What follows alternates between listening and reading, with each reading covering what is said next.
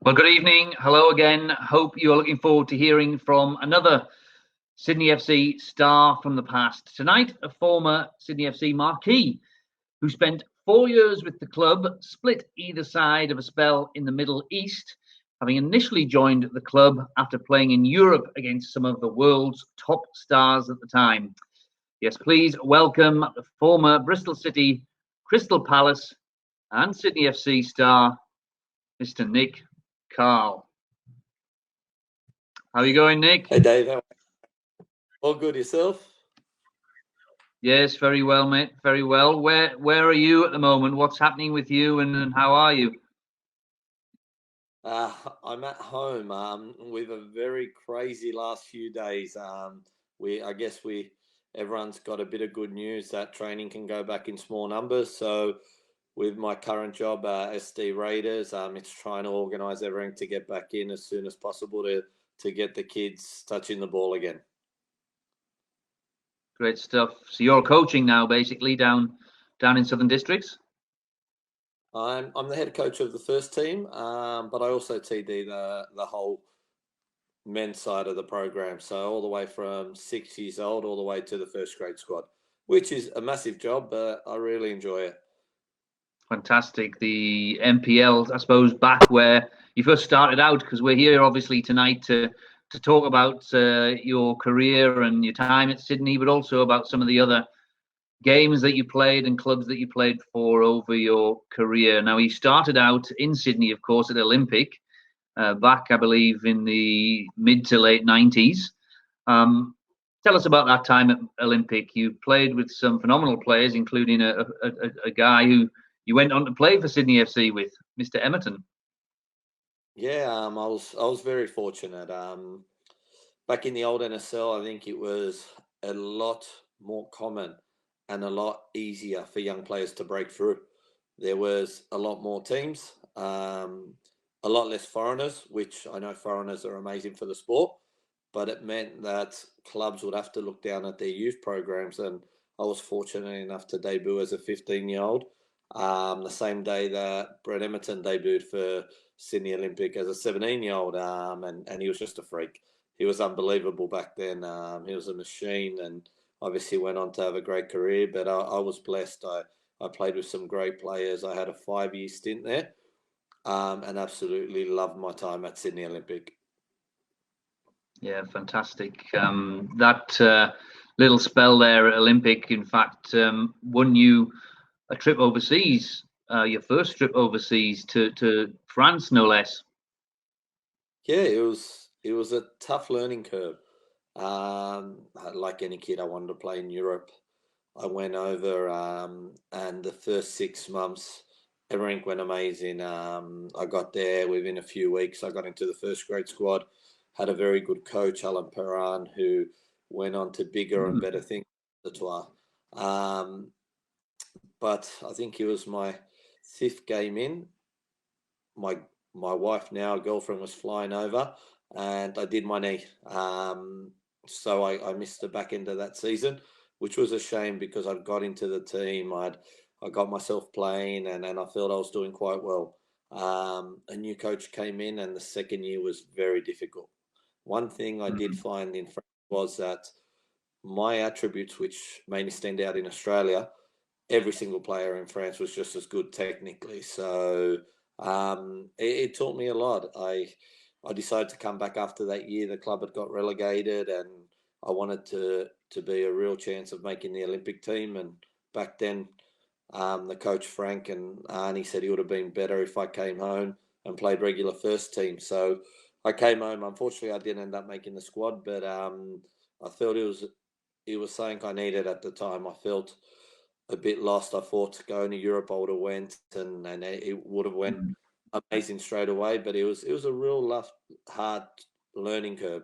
But again, I felt that a lot of technical players, it really opened my eyes up to how good everyone over there is. The French First Division back in the late 90s. How old were you at the time? Probably only about 18, 19, was it? I was around, I think it was 1920. But we that first season we did really well. We ended up coming 7th the year I played a bit just before I got there that year. My club had played against Leeds United, and that was the Leeds United when you had Harry, the Dukes, Oaks. So they were in the Intertoto Cup and then UEFA. So the team for such a small club had done really well. We came 7th in the first division, which was a massive achievement. A new coach came in and things went pear-shaped. He wasn't as confident with the young blokes as Alan Perrin was, and I felt that was a massive loss to the club. He was one of the better coaches, or one of the best coaches I've had in my career. Yeah, I can imagine. But he came back home a little spell with Marconi just before the A-League took off, and then you joined the Jets. What made you plumb for the Jets at the start of the Hyundai A-League in 2005? Funny enough, it was when I got to Marconi. When I came back from overseas, I obviously tried to go back to Olympic. It didn't pan out. The coach at the time just didn't seem that keen, and I had JP at Marconi, who was a long running relationship with JP. He coached me as an 11-year-old at Marconi. Then I played with him at Sydney Olympic my first year, and let me tell you, I didn't enjoy that at all. It was fight after fight with him. He was real old school. At training he was really tough, and I always felt he didn't like me from there. And I realised when I got back to Marconi that was just JP. He really wanted me. He did like me, so I went there for the coach. And I wasn't certain of it because I didn't really enjoy playing with him that year at Sydney Olympic. But as a coach, he was brilliant. He got the best out of me, and I realised that was him. He was super passionate. His tackles at training were ridiculous, but that was just JP. And he got the assistant coach at Newcastle Jets, and I was really enjoying my time with him as a coach at Marconi. So I went up there with him, and I felt that Newcastle Jets was where I played my best football in my career. Yeah, I was going to say Johnny Warren medal winner, goal of the season, and a championship win in 2007. I mean, that must have capped it all off. What was it like playing at that time, and how did you feel? As you say, it was your best football of your career. Well, I was there for 2 seasons, and I'd been around for so long as a first grade. I was only 23 at the time, I think, but I felt like a seasoned campaigner then. I really felt the town took to me. I felt I was playing some of my best football. I felt I actually played better the first year, which I didn't get Player of the Year that year. I got it the second year, but I really enjoyed my time up there. The crowd really got behind us. Good people. I didn't actually play in the winning side the year after I left to Turkey, but I know, and speaking to a lot of the Newcastle Jets players, we always felt that second season in the A-League was one of the best teams we had, and it was really unfortunate that season we didn't win it, because we had gone on an amazing run and lost on penalties to Adelaide, and we had the wood on Melbourne that year. Adelaide went to lose 5-0 in the final, and then I swear we won that game. We did have the wood on Melbourne, and I felt we were just in really good form and a really good squad. Who were the team members? I know, was Adam Griffiths, Jade North in the team at that time? We had Paul Oak on. Ocon, yeah. Ridiculous. We had Oaks. We had Durrani. We had Jade North. Stewie Muselik, Mark Bridge. The front four was the front five. We played with the front four, but every week one of them missed out. Was just phenomenal. We had a Milton Rodriguez that was unbelievable from Colombia. You had Vaughan Coveney, who was an absolute pleasure to play with, Joel Griffiths, myself, and Mark Bridge. So whoever missed out on any week not playing was really there on the bench. It was a really powerful front five that we had, but the depth was massive. And Matty Thompson, who did not stop working for you, a young Tarek Ulrich, and I'm missing a few players, but the squad was phenomenal. Yeah, and you scored I seem to remember the goal of the season at one stage as well. Yeah, I got to thank Jade North and Joel Griffiths for that. Jade North handballed the ball. It was 1-0 at the time, and it was just getting out of our rough patch because we started really slow that year. Nick Theo got sacked. Van Egmond took over, and I think that was the turning point. But it was the Jade North. There was a clear header that was going straight in. He handballs it. He gets sent off. We're 1-1 last minute of the game. That was a minute before I get the ball and I go on that run. For the life of me, everyone knows I wasn't quick. I was never going to score that unless Joel pushed that guy out of the way for me. So it was a great. These days in VAR, it would have never been a goal. But yeah, it really turned our season around. Yeah, I can imagine. And I suppose the off the back of that season that you had with the Newcastle Jets, all those 2 seasons, that won you the trip or the move to overseas again to Turkey for the second time. What brought that about? I was itchy to go back over. I felt like I didn't do as well as I would have liked to the first time, and I was coming to an age where I really started thinking I got to get myself as high up as possible for my own career. And being I didn't have a European passport at the time, Turkey was an option that came up.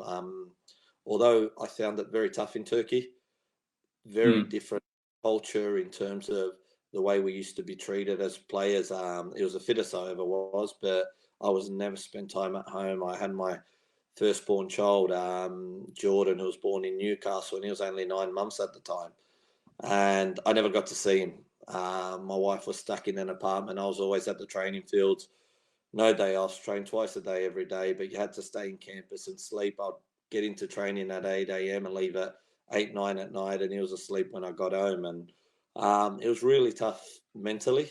I did 6 months there. Unfortunately enough, I did okay and played for the national team and got myself a move to England, which was super important for me because at one point in Turkey, I felt my family would come first, and if I didn't get a move out of there, I was contemplating retirement at a very young age.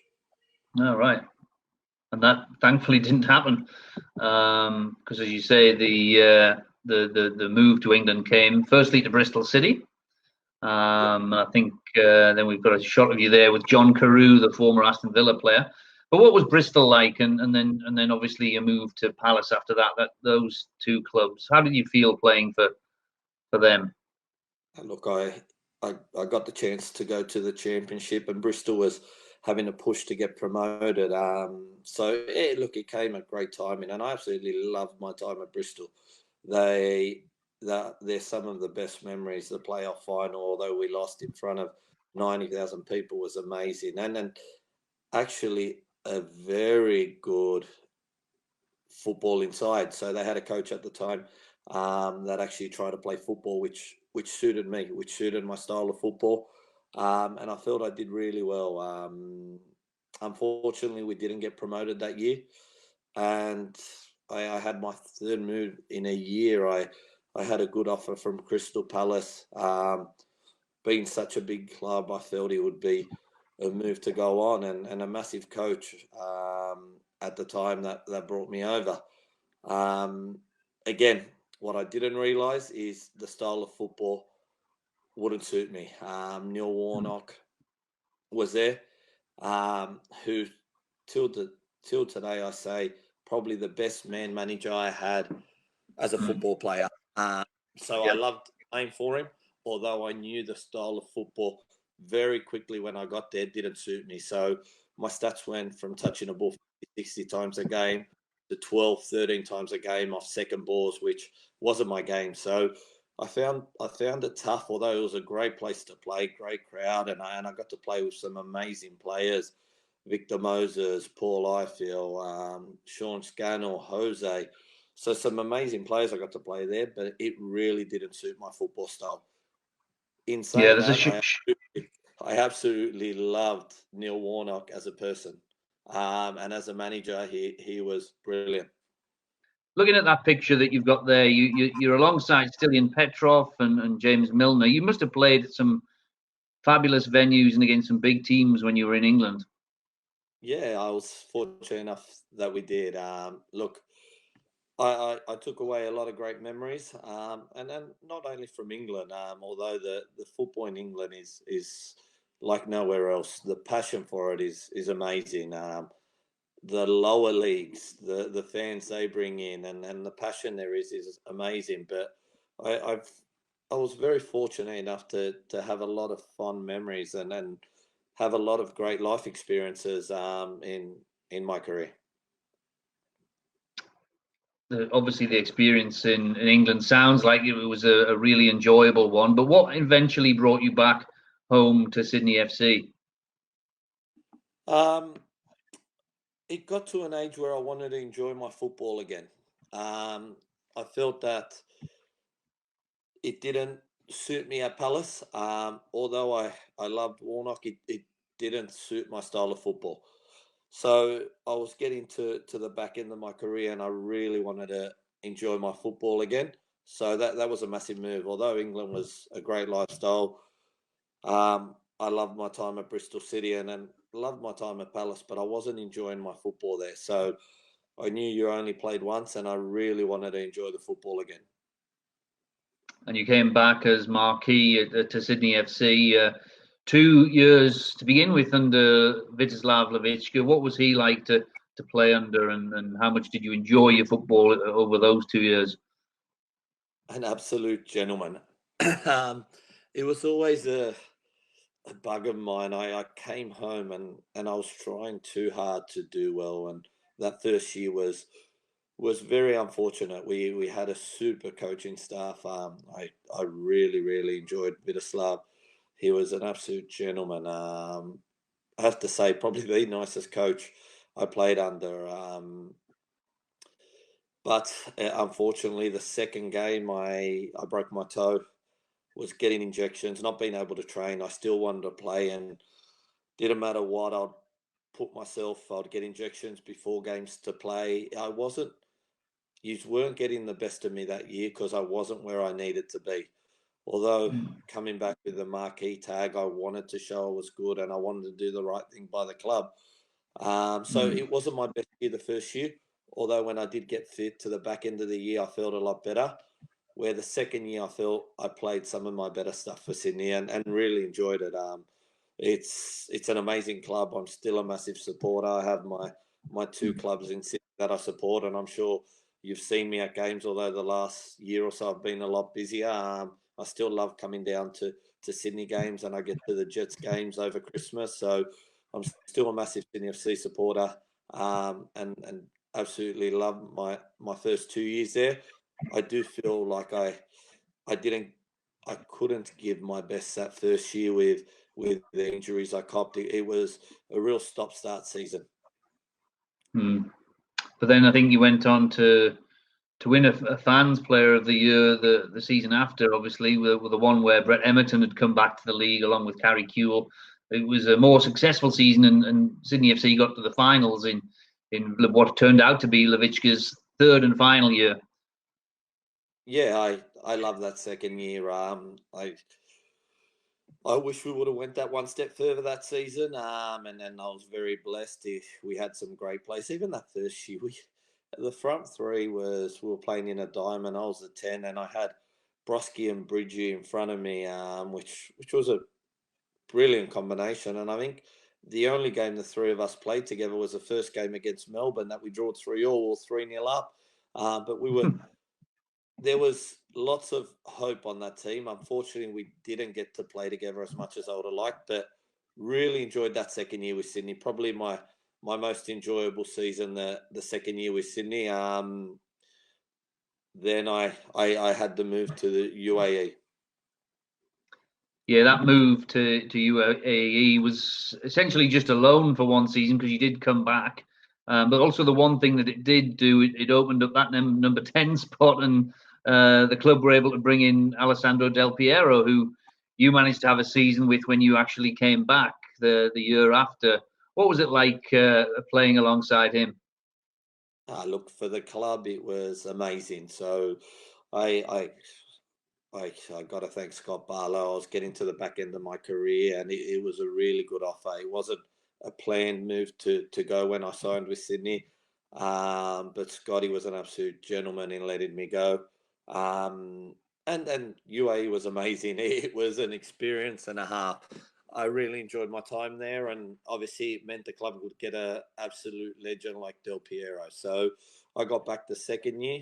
There was no way I was asking for my number 10 jersey back. There was no way I was going to get it. So I was happy enough with the 19 that I started my career with. But no, look, even at that age, although I felt he couldn't give the team the running side, on the ball he was phenomenal, and I think everyone knew that and saw that. Yeah, I think you were part of that trip to Italy right at the start of pre-season. In that season that you came back, Del Piero and the team basically had a year, had a 3-week tour of Italy. Is that right? Is that, I'm pretty sure, I think that's where that photo's taken, just to your right there. Yeah, that was funny enough. I had vertigo 3 or 4 days before that game. I couldn't even fly out with the team. But yeah, that's correct. Look, probably a year of football that I would rather forget. Probably to say my worst year of football is an understatement. What happened to the back end of that season was horrendous. It wasn't an enjoyable year. It had nothing to do with the club. Actually, Barlow was an absolute legend, but the coaching staff at the time, the way it happened, the things that went on that year, it was embarrassing. From how I was treated from Frank and Tony Pinata, it was, and some of the stuff that was going on in the background with that was embarrassing. I've never spoke about it publicly, but obviously as a player, it was the hardest time in my career to be seen as a troublemaker in the change room. It was something that I'd never experienced, and definitely the hardest time in my career. And obviously didn't enjoy that season, although there was some really good boys there. Yeah, I think there were some good times as well. I think that the 5-0 win down on Australia Day down in Melbourne, which I think you scored the final goal, was probably the high point of the season. But season after, it's funny that day. That game was 2 weeks before I got stood down, and that night I spoke to Frank. It was the first game I didn't start that season. And after the game that night, I spoke to him, and he complimented me on how good of a professional I was and how well I'd taken not playing that game. And 2 weeks later, it all flipped unbelievably. But yeah, look, I can't thank what happened after that Graham Arnold enough. I guess I've had Graham Arnold a few times in my career, and the difference as a coach and as a person was ridiculous. The growth I saw in him, I had him in the Olympic team as an assistant. Then I had him in the national team in the Asian Cup. And then I had him at Sydney, and his growth as a coach and as a person was absolutely amazing. And then I couldn't thank him enough. Although I didn't play as much, I was getting a bit older under Arnie. He treated me like a professional should be treated, and he was a gentleman, an absolute gentleman, and I can't thank him enough for what he did at the back end of my career. Yeah, because we got to the grand final that year. I know you didn't play. I think perhaps was that at the stage where you'd had that injury? Yeah, I'd done my knee. I'd done my knee. Me and Arnie had a chat before pre-season, and he was shocked at what got on the year before. And all I said to him is, I want a clean slate. And he was brilliant. And although we had some very good players, and it was tough for me to get in the squad, I gave him my 100%, and he treated me. His man management skills were amazing. So, and look, it would have been nice for the team to win it that year. I was there for the final, but that was the year that I did my knee against Melbourne Victory. And that you think that was the right time to hang up the boots after that? I would have liked, although Like any player, I always wanted to play. I would have liked to have got to a 20-year career. The plan was always to finish it around the 35 mark, but I didn't have a choice to come back at the time. I was doing too well with my rehab. I wanted to do everything I possibly could to get back and play, and I was flying with my rehab. So they got me running, and it wasn't ready to run yet. I ran, and I got pain in my knee, and the bone bruising came, and it was 2.5 years before I got operated on, and they took a lot of bone out, and that day the specialist told me you won't be able to do anything like you used to. But I think 6 months post that injury and my recovery and stuff, I felt it was going to be really difficult to come back, because I kept asking, how long does bone bruising go for? And they say, how long's a piece of string, you know? So it was very, very tough, and ended up being 2.5 years before I got operated, and I went to the specialist, and I did a charity match, and I remember falling over myself because it'd been 2.5 years that I couldn't run. So I went to the specialist and said, you got to do something with my knee. And there was a lot of bone taken out. I guess I was blessed. I see it as I had an 18-year professional career. I started very young. So by 32, 33, when I retired, my body was battered. I remember from 30 on, before every training session, I was doing heaps of prehab. The first 10 minutes I had bursts, and it got to the point where I said no more injections. I'd just deal with the pain for the warm-up, and then once I got warm, I was fine to train. But the body had got battered to the back end. Although I would have, and then I still say I'm blessed, I would have loved to have finished playing with Sydney and having my last game at Sydney, knowing I was retiring. But I guess it wasn't the fairy tale ending. Yeah, still a fantastic career, Nick. Do you have any number one highlights for yourself? Playing for the national team. It was always a bit of debate that I should have been in the national team more, and people had their own opinion. From my perspective, I always gave 100% and did everything I could. I would have loved to have got to the World Cup, which I just missed out on, but I was lucky enough to play for all 4 national teams. Although I would have loved to have played some more games in 4 internationals, but we had some absolute legend players in my position, in the squad while I was competing. Your Brescianos, Harry Gills, Cahills, all attacking midfielders or attacking players, Brett Holman. So it was very tough for me to get a spot there, but I played for the national team. I don't think there's a bigger honour. Yeah, without a doubt. And any of those boys that you still keep in touch with at all on a regular basis, or any of your former ex-pros that you played alongside? Still see a few?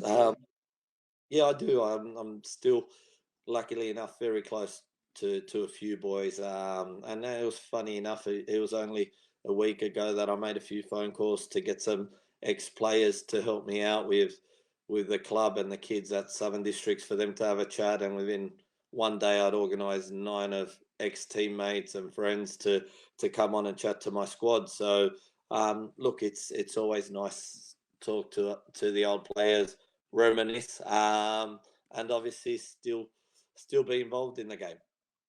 Yeah. So that's what's happening now. Your ambition to be a coach. I think you've already had a bit of success down there at Southern Districts. Yeah, when I first retired, I never saw myself going down the pathway of a first team coach. I loved working with kids. I've always been good with kids, so it was a general progression to go down the kids route. And I've been doing it for 8 years now, and something I absolutely love. Although sometimes it does have its challenges, like anything. But 2 years ago, I was at Raiders, and the club to get promoted, and for our juniors to be in NPL1, the first grade had to get promoted. So I thought, I'll give it a go. I really want this club to get promoted. I'd been there for 3 years. They treated me really well. It's a great club. It's only a very new club. So I took the first team job. I'd had no first team experience, but I felt with the football knowledge I had, we could turn things around and get promoted. It took us 2 years to get promoted, and then last year was a very successful season for the club. which meant our youth were in NPL1. But the minute I took that first grade job, it made me realise that that's what I want to do. And I'm doing it the tough way. I'm learning where it's the low budgets, the dealing with some amazing players and people, but experiencing they have to go to work all day and then come training. So I find I've learned a lot in the past 2 years, and that's something I want to continue doing. I'm halfway through my A license now. And I've set myself a target that in the next 5 years, I want to be somewhere at a higher level, but I want to keep learning where it's me learning and me making the decisions. And whether right or wrong, I think in the past 2 years as a first team coach, I've learned so much and come so far. Oh, fantastic, Nick. We certainly look forward to one day potentially seeing you in the Hyundai A-League somewhere at coaching. Obviously, plan is for it to expand in the next few years. So if that's the case, no doubt, I'm sure you'll be around to put your hand up if the success continues to come like it has done already. Fingers crossed. We hope it does. And look, I guess it's the expansion there is massive. The talk of a second league is what we need. We need that fresh look. And I guess it would be massive for the league. And I think you'd benefit the A-League as well.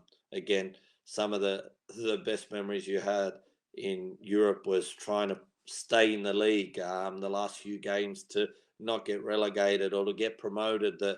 That week with Bristol, or the 2 weeks before the playoff final, to get promoted to the Prem was ridiculous. And the hype and the excitement that brought that, the sooner we bring it in this country, he'll take it to another level again, and more opportunities for young kids.